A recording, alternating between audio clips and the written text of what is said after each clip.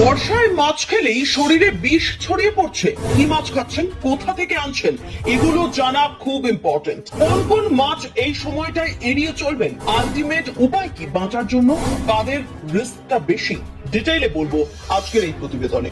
প্রথমেই সবচেয়ে ইম্পর্টেন্ট পয়েন্টটা জানিয়ে রাখি, বর্ষার সময় বৃষ্টির জলে শিল্প কারখানার বর্জ্য, নর্দমার জল, রাসায়নিক সার ও কীটনাশক নদী, খাল, বিল, পুকুর এবং জলাশয়ে মিশে যায়। সেই দূষিত পরিবেশের প্রভাব পড়ে মাছের শরীরেও।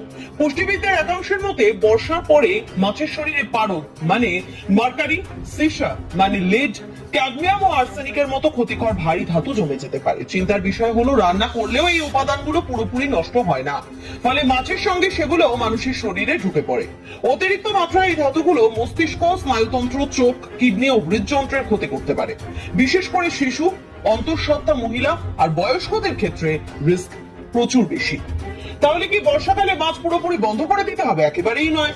তবে খুব ভালো করে খেয়াল করতে হবে কি মাছ খাচ্ছেন, কোথা থেকে কিনছেন আর কোন মাছ এড়িয়ে চলবেন। এই তিনটে বিষয় মাথায় রাখা খুব জরুরি।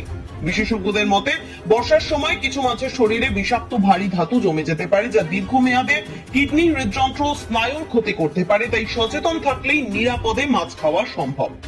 বাঙালির খাবারের পথে মাছ না থাকলে যেন খাওয়াটাই অসম্পূর্ণ। মাছ মানে protein, omega 3 fatty acid, vitamin আর নানা প্রয়োজনীয় খনিজের ভান্ডার। কিন্তু বর্ষাকালে পরিস্থিতিটা একটু আলাদা।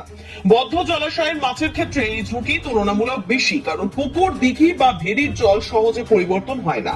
বৃষ্টির সঙ্গে মাছের রাসায়নিক, কীটনাশক ও দূষিত জল সেখানে জমে থাকে। শিল্পাঞ্চলের আশেপাশে থাকা জলাশয়ের মাছের ক্ষেত্রে এই ঝুঁকি আরো বেড়ে যায়।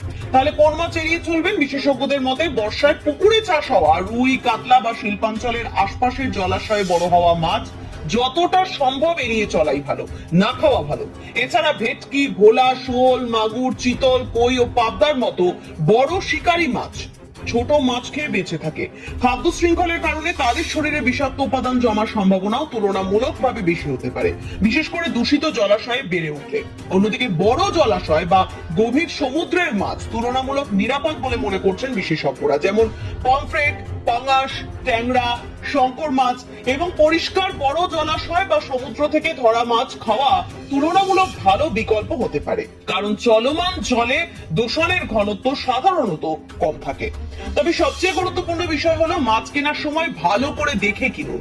মাছের চোখটা স্বচ্ছ হবে, ফুলকা উজ্জ্বল লালচে হবে, গায়ে অস্বাভাবিক দুর্গন্ধ থাকবে না। সবসময় বিশ্বস্ত বিক্রেতার কাছ থেকে মাছ কিনুন এবং সম্ভব হলে জেনে নিন মাছটা কোথা থেকে এসেছে বা আমদানি হয়েছে।